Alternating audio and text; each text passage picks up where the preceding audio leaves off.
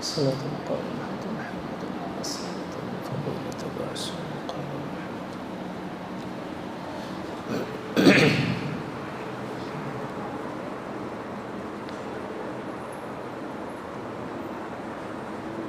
إن الحمد لله نحمده ونستعينه ونستغفره ونؤمن به ونتوكل عليه ونعوذ بالله من شرور أنفسنا ومن سيئات أعمالنا من يهده الله فلا مضل له ومن يضلله فلا هادي له ونشهد أن لا إله إلا الله وحده لا شريك له ونشهد أن محمدًا عبده ورسوله أما بعد فإن خير الحديث كتاب الله وخير الهدي هدي محمد صلى الله عليه وسلم وشر الأمور محدثاتها وكل محدثة بدعة وكل بدعة ضلالة وكل ضلالة في النار. أعوذ بالله من الشيطان الرجيم. بسم الله الرحمن الرحيم. قاف والقرآن المجيد بل عجبوا أن جاءهم منذر منهم فقال الكافرون هذا شيء عجيب أئذا متنا وكنا ترابا ذلك رجع بعيد قد علمنا ما تنقص الأرض منهم وعندنا كتاب حفيظ بل كذبوا بالحق لما جاءهم فهم في أمر مريج أفلم ينظروا إلى السماء فوقهم كيف بنيناها وزيناها وما لها من فروج والأرض مددناها وألقينا فيها رواسي وأنبتنا فيها من كل زوج بهيج تبصرة وذكرى لكل عبد منيب ونزلنا من السماء ماء مباركا فأنبتنا به جنات وحب الحصيد والنخل باسقات لها طلع نضيد رزقا للعباد وأحيينا به بلدة ميتا كذلك الخروج كذبت قبلهم قوم نوح وأصحاب الرس وثمود وعاد وفرعون وإخوان لوط وأصحاب الأيكة وقوم تبع كل كذب الرسل فحق وعيد أفعينا بالخلق الأول بل هم في لبس من خلق جديد. بارك الله لنا ولكم في القرآن العظيم ونفعني وإياكم بالآيات والذكر الحكيم إنه تعالى جواد كريم ملك بر رؤوف رحيم.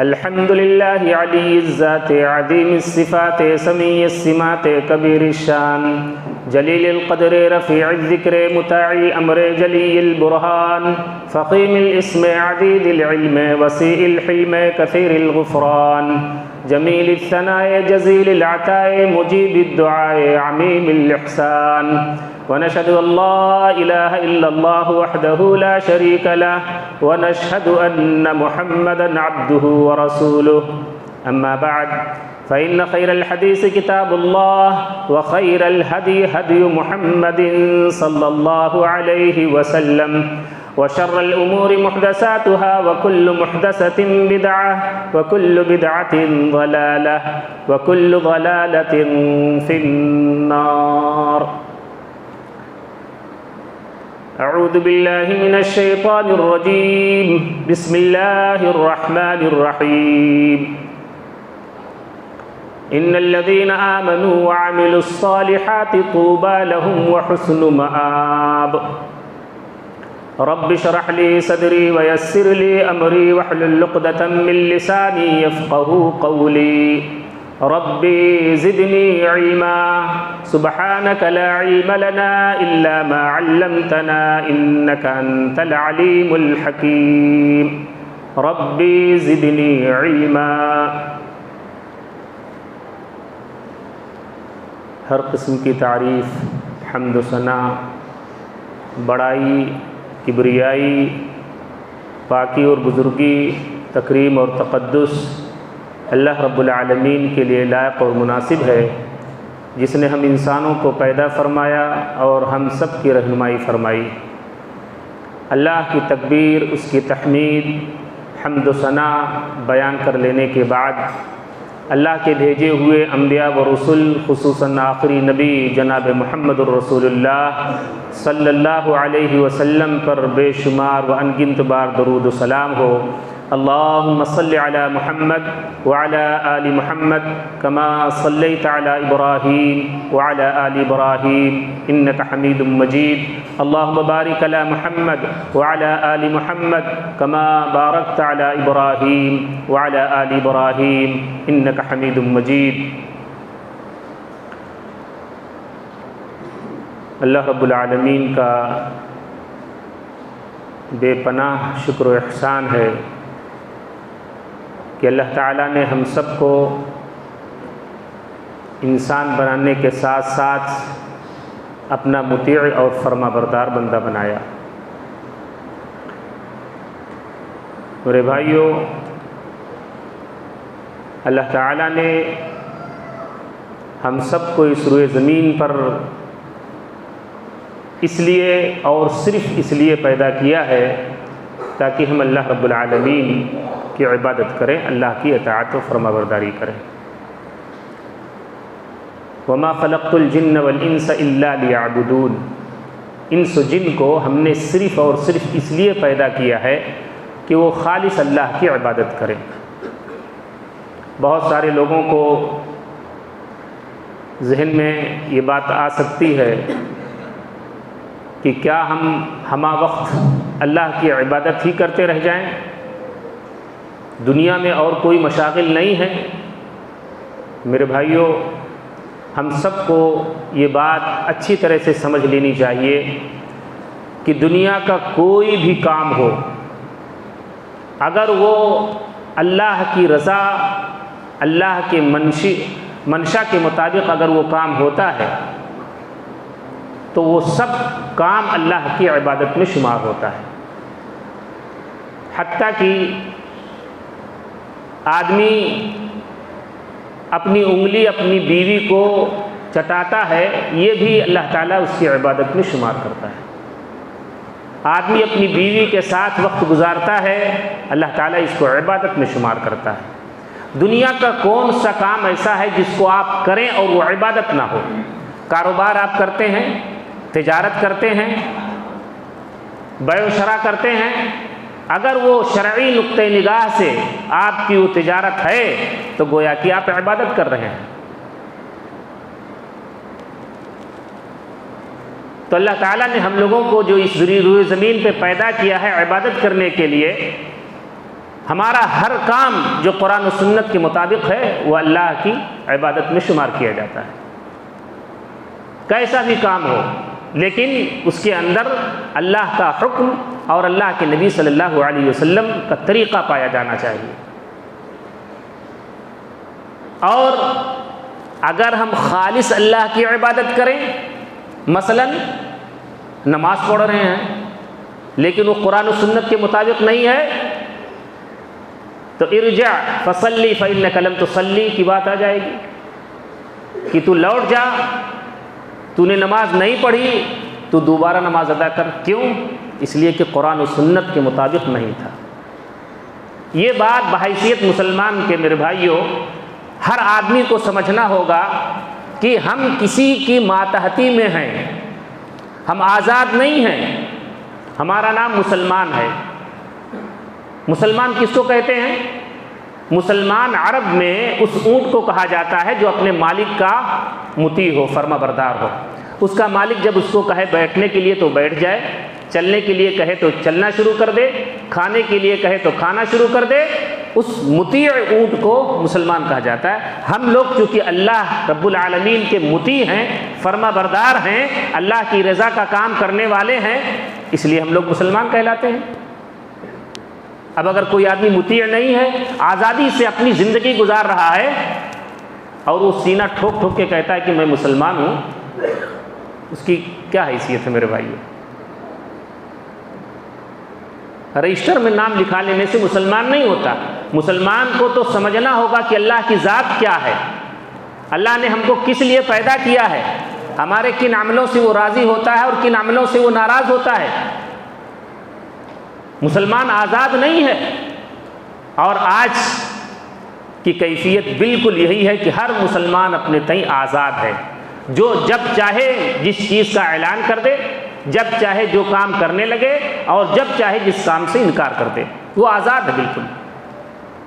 اگر ایسا ہے تو ہم مسلمان نہیں رہ گئے، ہماری وہ صفت جو اطاعت و فرما برداری کی تھی ختم ہو گئی، ہماری پہچان بھی ختم ہو گئی، اور آج جو حیثیت اور جس مقام پر اپنے اس ملک میں ہم کھڑے ہیں وہ ہم سب کو اپنی نگاہوں سے دکھائی دے رہا ہے۔ کوئی وقار نہیں، کوئی عزت نہیں، جب چاہا جس نے مسلمانوں کی تذلیل کر دی، جب چاہا کسی مسلمان کو مار دیا، یہ عام بات ہو گئی۔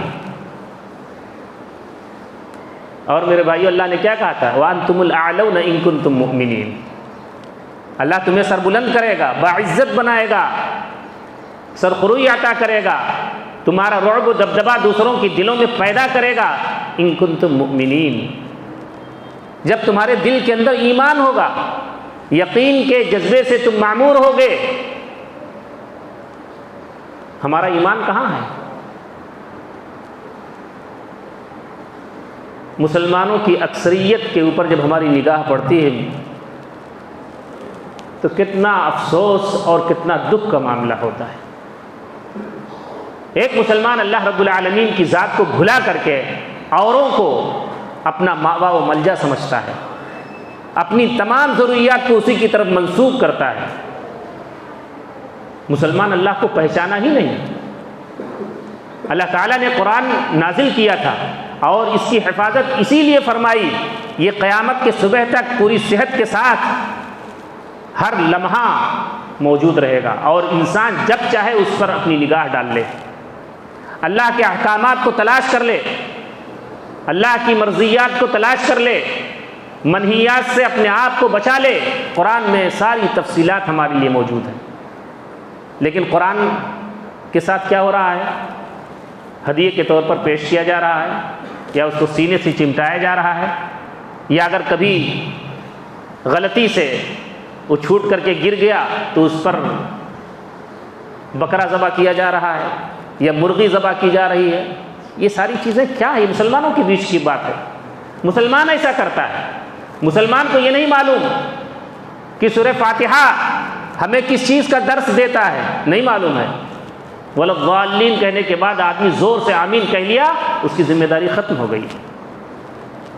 میرے بھائیو، سورہ فاتحہ کتنا رائج ہے، ہر جگہ جہاں دیکھا جاتا ہے فاتحہ ہے، فاتحہ ہے۔ کس چیز کا فاتحہ؟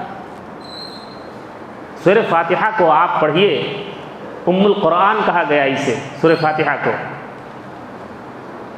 اور اس کے اندر ایمان اور عقیدے، عمل کی صالحیت، اللہ سے قرب، ساری چیزیں اس کے اندر موجود ہیں۔ دن بھر میں ہم 5 وقت کی نماز میں بار بار ہم اس کو دہراتے ہیں۔ 4 رکعت کی نماز ہے تو چاروں میں آپ کو سورہ فاتحہ پڑھنا ہے، امام ہے تب بھی پڑھنا ہے، مقتدی ہے تب بھی پڑھنا ہے، فرض نماز ہے تب بھی، نفل ہے تب بھی، مرد پڑھ رہا ہے تب بھی، عورت پڑھ رہی ہے تب بھی سورہ فاتحہ کا ورد ہو رہا ہے۔ عمر کتنی ہو گئی ہے؟ 60 سال۔ سورہ فاتحہ کا معنی نہیں معلوم۔ یہ سچائی ہے میرے بھائیو، ہم جھگڑنے کی ضرورت نہیں ہے۔ اب چھوٹی سی بات ہوتی ہے، بحث کرنے لگتے تو آدمی پوری صلاحیت اس پہ خرچ کر دیتا ہے۔ ارے پلٹ کر کے دیکھو اپنی طرف، دینی اعتبار سے ہماری حیثیت کیا ہے، قرآن کا علم ہمیں کتنا ہے، قرآن کے بارے میں ہمیں کیا معلومات ہیں، اور اس پر اگر ہم کو کچھ علم ہے تو ہمارا عمل کتنا ہے؟ محاسبے کی، مواخذے کی ہماری کیفیت نہیں پیدا ہوئی.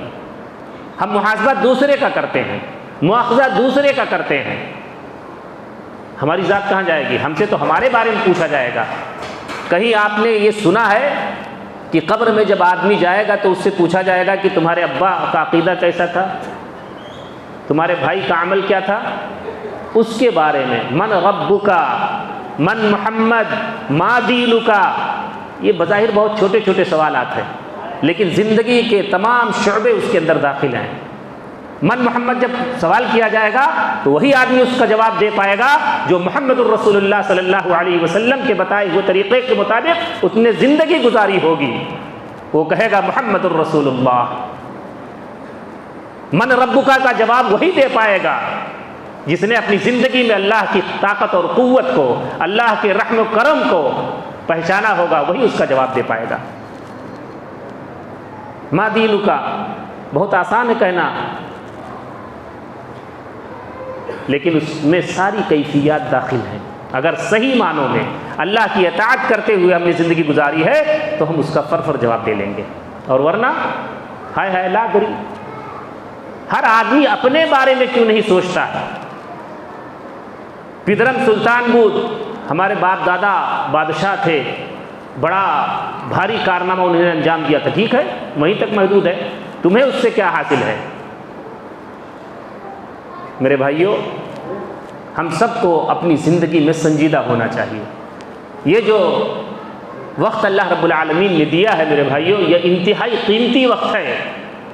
اگر ہم نے تزکیہ، پاکی اور علم حاصل نہ کیا میرے بھائیوں تو یہ ہماری زندگی تو عکارت ہوگی ہی، ہمارے معاشرے کی کبھی اصلاح نہیں ہو سکتی ہے.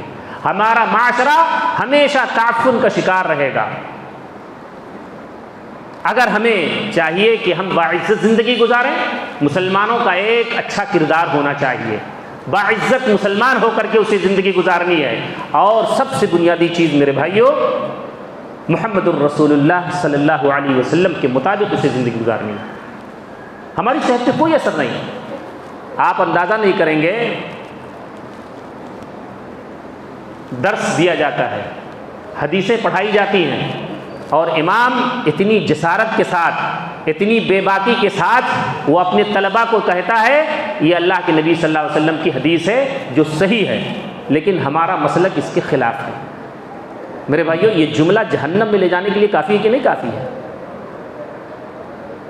اللہ کے نبی صلی اللہ علیہ وسلم کے بارے میں کوئی حدیث پڑھے اور کہے کہ یہ حدیث صحیح ہے، لیکن ہمارے امام کا مسلک اس کے خلاف ہے. کون سا مسلک، کون سا امام ہے؟ نبی محترم تو کائنات کے امام ہیں. اللہ تعالیٰ نے آپ کو امام بنایا، آپ کو قائد در رہبر بنایا. مسلمانوں کا امام کہیں اور ہو گیا؟ مسلمانوں کے وہ سارے امام ہیں جو اس امام کی اقتدا کرنے والے ہیں، جو اس کی باتوں کو تسلیم کرنے والے ہیں. آپ جانتے نہیں ہیں اللہ تعالیٰ نے قرآن میں کہا فَلْيَحْذَرِ الَّذِينَ يُخَالِفُونَ عَنْ أَمْرِهِ أَن تُصِيبَهُمْ فِتْنَةٌ أَوْ يُصِيبَهُمْ عَذَابٌ أَلِيمٌ. آدمی کو اس فتنے سے، اس عذاب سے ڈرتے رہنا چاہیے جو نبی محترم کی مخالفت کرتے ہیں. ان پر کوئی فتنہ آ سکتا ہے، کوئی عذاب اللہ کی جانب سے آ سکتا ہے. آدمی کو ڈرتے رہنا چاہیے. فَلْيَحْذَرِ الَّذِينَ يُخَالِفُونَ عَنْ أَمْرِهِ. اللہ کے نبی صلی اللہ علیہ وسلم کے امر کی کوئی مخالفت اگر ہوئی، کسی حکم کی مخالفت ہوئی، کسی سنت کی مخالفت ہوئی، تو اللہ کی نگاہ میں اتنا مبغوض ہے یہ عمل. اللہ نے کہا یا تو تم کسی فتنے کے اندر مبتلا ہو جاؤ گے یا تمہارے اوپر اللہ کی جانب سے کوئی عذاب آ جائے گا. آدمی آزاد ہے، جو چاہے کرے. میرے بھائیوں، اگر ہم لوگ واقعی عقل و فہم والے ہیں، اللہ تعالیٰ نے ہم سب کو عقل و فہم دیا ہے، تو ہم سب کو اللہ اور اللہ کے رسول صلی اللہ علیہ وسلم کی باتوں پر تدبر کرنا چاہیے. اللہ نے قرآن میں بار بار کہا ہے یہ عقل مندوں کے لیے نصیحت ہے. تو عقل فہم اگر ہمارے پاس ہے تو اللہ تعالیٰ کی آیتوں کے اوپر ہم نگاہ رکھیں، اس کو پڑھیں اور اس کو سمجھنے کی کوشش کریں. تو سب سے بنیادی چیز میرے بھائیوں، اپنی ذات کے فائدے کے لیے اور اپنے بھائیوں کی اصلاح کے لیے، اپنے ملک اور شہر کو پرامن بنانے کے لیے سب سے پہلے باعزت شہری ہونا چاہیے۔ باعزت شہری اللہ کی نگاہ میں سب سے پہلے ہوں، اللہ کے قانون کو ہم تسلیم کریں، اللہ کی بتائی ہوئی باتوں کو ہم اپنی زندگی میں داخل کریں اور اس کے مطابق عمل کرنے کی کوشش کریں۔ ان الذین آمنوا وعملوا الصالحات طوبی لہم وحسن مآب۔ اللہ تعالیٰ نے کہا کہ جو لوگ ایمان لائے اور جنہوں نے عمل صالح کیا ان کے لیے خوشی اور خوشحالی ہے اور ان کے لیے بہترین ٹھکانہ ہے۔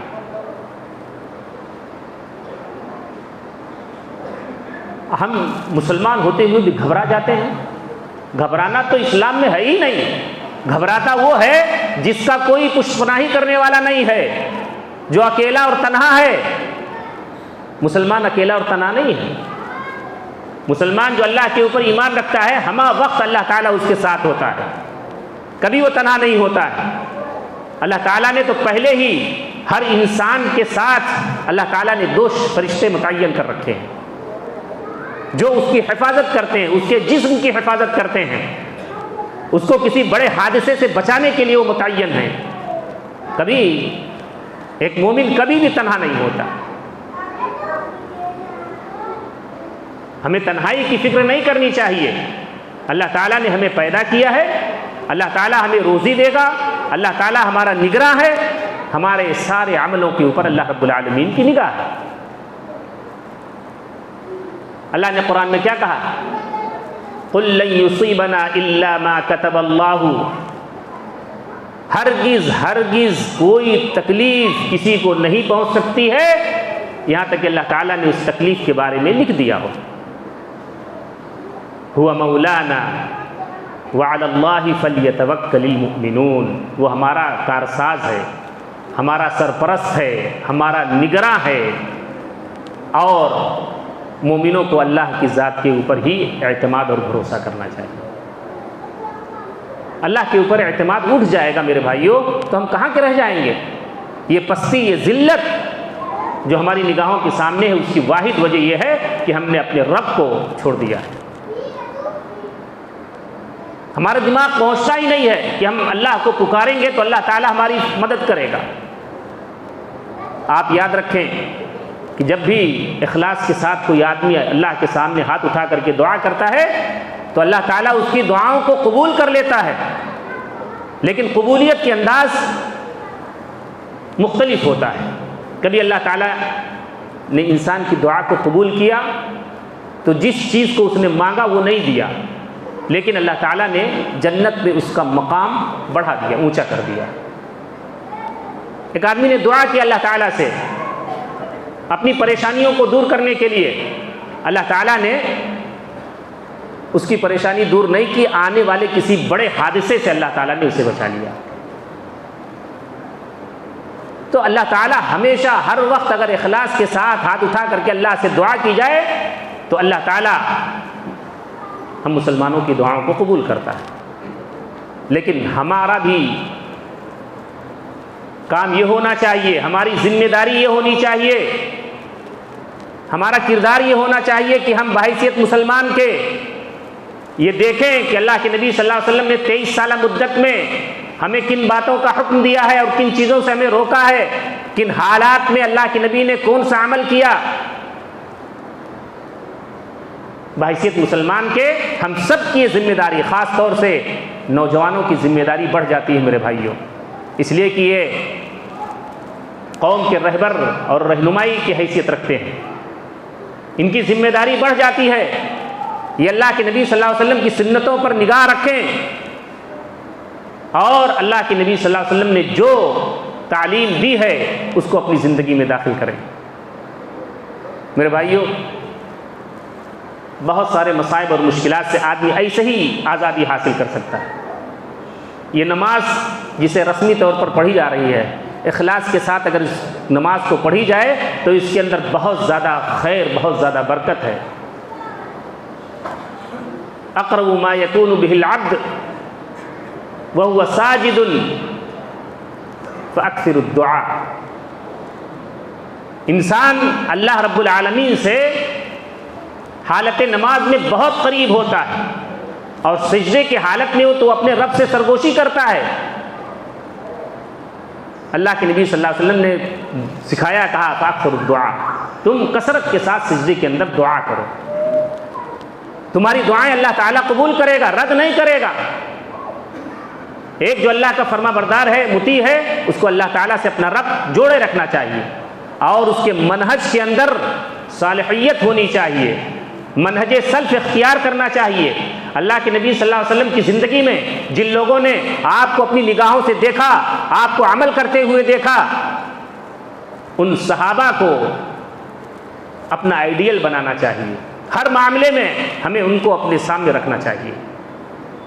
ہم خود صحابہ کے بارے میں کچھ نہیں جانتے، ہمارے بچے صحابہ کے بارے میں کچھ نہیں جانتے، ہمارا منہج کہاں جائے گا؟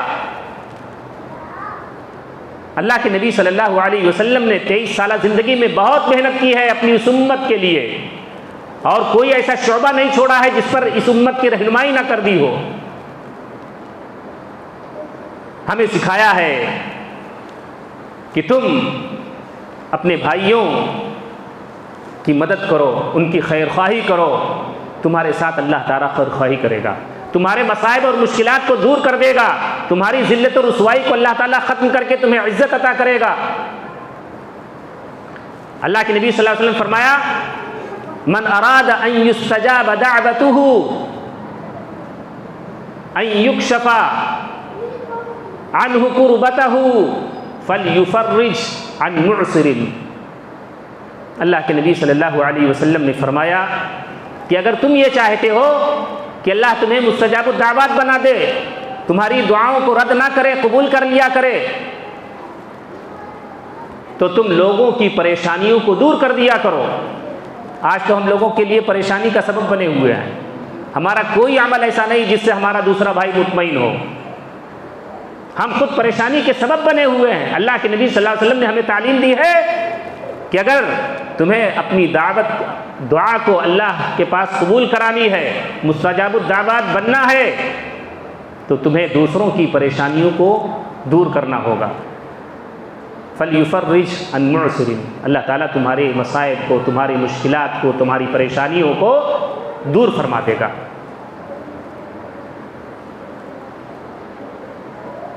اللہ کے نبی صلی اللہ علیہ وسلم نے اپنے صحابہ کو جو عمل بتایا، اس کو اللہ کے نبی صلی اللہ علیہ وسلم کی زندگی میں انہوں نے کیا، اور اس پر اللہ تعالیٰ نے مہر لگا دی۔ کہا فَإِنْ آمَنُوا بِمِثْلِ مَا آمَنْتُمْ بِهِ فَقَدِ اهْتَدَوْا وَإِنْ تَوَلَّوْا فَإِنَّمَا هُمْ فِي شِقَاقٍ۔ ان صحابہ کے ایمان کی طرح، ان کے عمل کی طرح اگر تمہارا عمل ہے تو تم کامیاب ہو، اور اگر ان سے مخالفت ہو رہی ہے تو تم خبردار ہو جاؤ، متنبہ ہو جاؤ، اور تم صحابہ کی طرف پلٹ آؤ، اللہ کے نبی صلی اللہ علیہ وسلم کی سیرت کی طرف پلٹ آؤ۔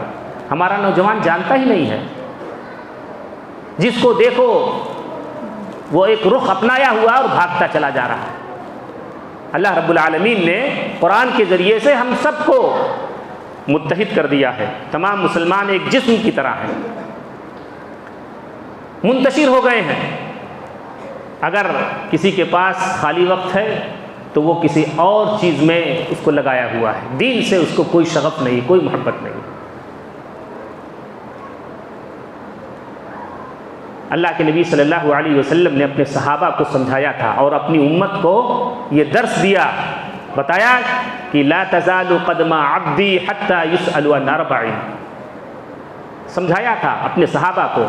ہم لوگوں کے لیے درس ہے، لا تزال قدم عبدی حتی یسأل عن اربع، 4 سوال کا جواب دیے بغیر کوئی آدمی ایک قدم بھی آگے نہیں بڑھا سکتا ہے۔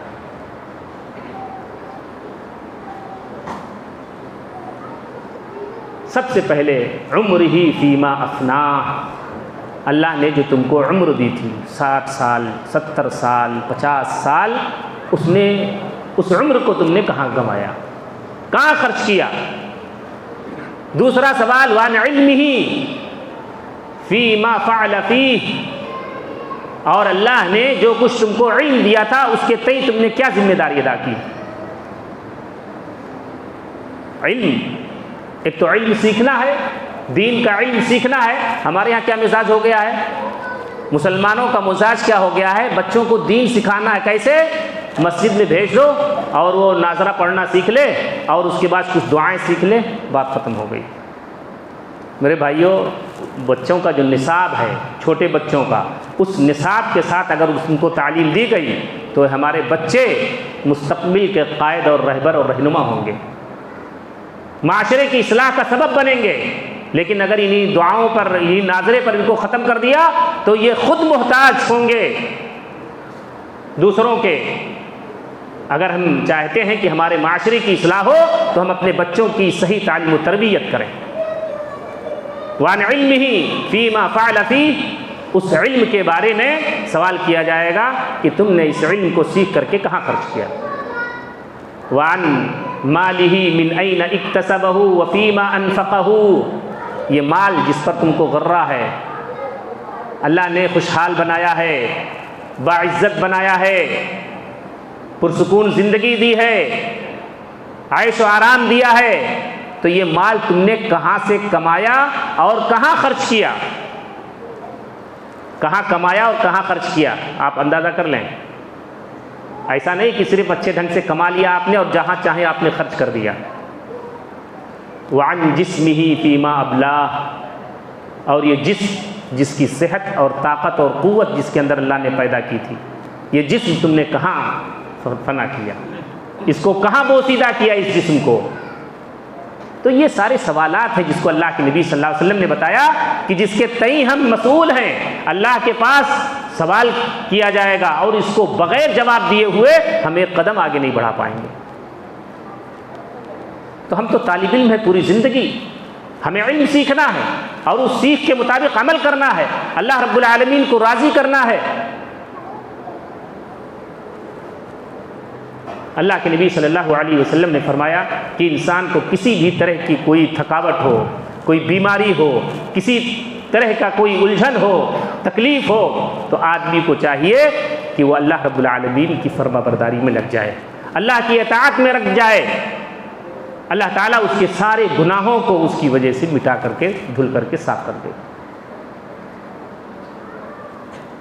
میرے بھائیوں، اگر اللہ کے نبی صلی اللہ علیہ وسلم کی سنتوں کو ہم نے نظر انداز کر دیا تو ہمارا چاہے جتنا بڑا عمل ہو، اس کے اندر کتنی ہی کثرت کیوں نہ ہو، اللہ تعالیٰ اس عمل کو ہباء منثورا کر دے گا، اس عمل کو قبول نہیں کرے گا، رد کر دے گا۔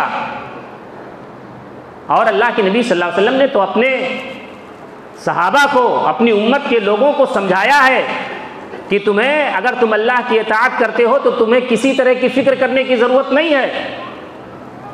عجبا لامر المؤمن ان امرہ کلہ خیر ولیس ذلک لأحد الا للمؤمن، اللہ کے نبی صلی اللہ علیہ وسلم نے کہا کہ مومن کا بھی معاملہ بڑا عجیب ہے، اس کا ہر کام خیر سے جڑا ہوا ہے، اور یہ صرف اس آدمی کے لیے ہے جو ایمان والا ہے۔ ان اصابتہ سراء شکر فکان خیرا لہ وان اصابتہ ضراء صبر فکان خیرا لہ۔ ہم لوگوں کو بہت زیادہ الجھن اور پریشانی میں پڑنے کی ضرورت نہیں ہے۔ اللہ کے نبی صلی اللہ علیہ وسلم نے اپنی امت کے لوگوں کو سمجھایا ہے کہ مومنوں کا معاملہ بہت عجیب ہے، اور یہ خصوصیت صرف مسلمانوں کو حاصل ہے، اہل ایمان کو حاصل ہے۔ اگر انہیں کوئی خوشی لاحق ہوتی ہے، اللہ کا شکریہ ادا کرتے ہیں، فکان خیرا لہ، جو اس کے لیے بہتر ہے۔ وَإِنْ أَصَابَتْهُ ضَرَّاءَ صَبَرَ، اگر کوئی مصیبت آتی ہے تو وہ صبر کرتے ہیں، فکان خیرا لہ، جو اس کے لیے انتہائی بہتر ہے۔ ہر حالت میں ہمارے لیے خیر ہے، بھلائی ہے، یہ اللہ کے نبی صلی اللہ علیہ وسلم نے ہم کو سکھایا ہے۔ چونکہ ہم دین کا علم نہیں رکھتے ہیں، دین کے معاملے میں ایک دم جاہل ہیں، اس کی وجہ سے پریشانیاں اسی اعتبار سے ہمارے اوپر آ جاتی ہیں۔ دین سیکھنے کی میرے بھائیوں ایک مزاج بنائیے، طبیعت بنائیے۔ کوئی بھی آدمی تھوڑا سا علم سیکھ لیتا ہے، بس وہ بحث و مباحثے کے اندر مبتلا ہو جاتا ہے۔ علم سیکھیے۔ اللہ کے نبی صلی اللہ علیہ وسلم نے صحابہ کو پہلے علم سکھایا، انہیں مرتب کیا، انہیں ریہرسل کروایا اپنی زندگی میں۔ جب وہ پوری طرح سے آئیڈیل ہو گئے نمونہ بن کر کے سامنے آئے، اللہ کے نبی صلی اللہ علیہ وسلم نے مختلف علاقوں میں ان کو داعی بنا کر کے بھیج دیا۔ ضرورت ہے کہ ہم اللہ کے نبی صلی اللہ علیہ وسلم کی سنتوں سے اپنے آپ کو جوڑیں۔ یہ مسلمانوں کی میرے بھائیوں بہت بڑی ذمہ داری ہے کہ وہ اپنے تئیں اس بات کا محاسبہ کرتے رہیں کہ ان کے پاس دین کا کتنا علم ہے اور اس علم کے مطابق ان کا عمل کیا ہے۔ یہ ساری چیزیں بہت بنیادی ہیں، بہت زیادہ ضروری ہیں۔ اور دلچسپی دین سے پیدا کیجیے۔ دیکھیے جمعہ کے دن 2-3 صف رہتی ہے، ایک دم آخری وقت میں مسجد بھرتی ہے۔ مزاج کیا ہے؟ جمعہ کی نماز پڑھنے کے لیے جا رہے ہیں۔ میرے بھائیوں صرف نماز پڑھنا ہوتا تو ظہر کی نماز ہر روز پڑھتے ہیں، جمعہ کے دن بھی تو پڑھتے ہیں۔ جمعہ کے دن سب سے اہم ترین جمعہ کا خطبہ ہے۔ اگر آپ نے اس کو نظر انداز کر دیا، آپ نے اس کو نہیں سنا، تو آپ کی زندگی کے اندر علم جو آنا چاہیے وہ نہیں آیا۔ بہت سارے لوگ جو جمعہ کا اہتمام کرتے ہیں اور پہلی صف میں آ کر کے حاضر ہوتے ہیں، ان کے پاس بڑا گہرا علم ہوتا ہے۔ علماء سے جب وہ بات کرتے ہیں تو علماء کو احساس ہوتا ہے کہ واقعی یہ مسجد کے اندر حاضر رہنے والا آدمی ہے، مسجد میں حاضری دینے والا ہے، اللہ رب العالمین کے علم کو سیکھنے والا ہے، گہرا علم ہوتا ہے۔ سارے مسلمانوں کی ذمہ داری ہے کہ مسجد کو صرف نماز کے لیے نہ رکھیں، بلکہ اس میں جو پروگرام ہو، خاص طور سے جمعہ کے دن پہلے ہی وقت میں، اور اس کی بڑی فضیلت بیان کی اللہ کے نبی صلی اللہ علیہ وسلم نے قرآن میں اور خود اللہ کے نبی صلی اللہ علیہ وسلم نے، تو اس بات کا خیال رکھا جائے اور اپنی ذمہ داری میں یہ بات شامل کی جائے کہ جمعہ کے دن تمام مصروفیات سے فارغ ہو کر کے اول وقت میں امام کے ممبر پر بیٹھنے سے پہلے آپ مسجد میں حاضر ہو جائیں، فضیلت کے حامل ہو جائیں گے۔ رجسٹر میں آپ کا نام لکھ دیا جائے گا، اللہ تعالیٰ آپ سے راضی ہو جائے گا۔ اور اس کے علاوہ آپ جانتے ہیں کہ جب ممبر پر خطیب کھڑا ہوتا ہے خطبہ سننے کے لیے تو فرشتے بھی جفت الصحف وحضرت الملائکہ، رجسٹر کو بند کر دیا جاتا ہے اور فرشتے بھی مسجد میں بیٹھ کر کے خاموشی سے جمعہ کو سنتے ہیں۔ تو اس لیے میرے بھائیو اپنے علم کے اندر اضافہ کیجئے، جو بھی طریقہ ہو، اور بہت زیادہ انٹرنیٹ کے اوپر آپ بھروسہ نہ کیجئے، اہل علم سے ملاقات کیجئے، ان سے سیکھنے کی کوشش کیجئے۔ آپ کے علم میں اللہ تعالیٰ خیر اور برکت پیدا کرے گا اور آپ کے اندر اللہ تعالیٰ اخلاص پیدا کر دے گا، جس سے سب سے بڑا فائدہ یہ ہوگا کہ سب سے پہلے ان چیزوں کے آپ عامل ہوں گے اور اس کے بعد اللہ تعالیٰ آپ کے ذریعے سے دوسروں کو بھی فائدہ پہنچائے گا۔ اللہ سے دعا ہے کہ اللہ تعالیٰ ہم سب کی اصلاح فرما دے، اللہ تعالیٰ ہمارے علم میں اضافہ فرما دے، اللہ تعالیٰ جو لوگ دین سے دور ہیں انہیں دین سے قریب کر دے، ہم میں سے جو لوگ مریض ہیں انہیں شفائے عاجلہ شفائے کاملہ عطا فرما، ہم میں سے جو لوگ مقروض ہیں ان کے قرض کی ادائیگی فرما دے، اللہ تعالیٰ ہم تمام مسلمانوں کے اندر اجتماعیت پیدا کر دے، اخوت اور بھائی چارگی پیدا کر دے، اللہ تعالیٰ ہم سب کو قرآن و سنت کا ماننے والا بنا دے، ملک کے اندر اصلاح کرنے والا بنا دے، ملک کے اندر امن پیدا کرنے والا بنا دے، اللہ تعالیٰ ہم کو ہماری ذمہ داریوں کے تئیں ایک ذمہ دار شہری بنا دے، جو ہم دنیاوی اعتبار سے بھی اور دینی اعتبار سے بھی ہم لوگوں کے لیے امن والا بن جائیں۔ اللہ تعالیٰ ہم سب کی اصلاح فرما دے، ہماری دعاؤں کو اللہ تعالیٰ قبولیت سے نواز دے۔ رب العالمین جو لوگ دین سے دور ہیں انہیں دین کی صحیح سمجھ عطا فرما، منہجیت کو اختیار کرنے کی ہم سب کو توفیق عطا فرما۔ اللہ تعالیٰ تمام مسلمانوں کو ان کے علماء کے تئیں مخلص بنا دے، انہیں علماء کے ساتھ جوڑ دے، اللہ تعالیٰ ہم سب کی اصلاح فرما دے۔ اقول قولی ھذا واستغفر اللہ لی ولکم ولسائر المسلمین من کل ذنب فاستغفروه انہ هو الغفور الرحیم۔ اللهم انصر من نصر دین محمد صلی اللہ علیہ وسلم واجعلنا منهم واخذل من عارض عن دین محمد صلی اللہ علیہ وسلم ولا تجعلنا منهم۔ عباد اللہ رحمکم اللہ، ان اللہ یأمر بالعدل والإحسان وإیتاء ذی القربى وینہی عن الفحشاء والمنکر والبغی یعظکم لعلکم تذکرون۔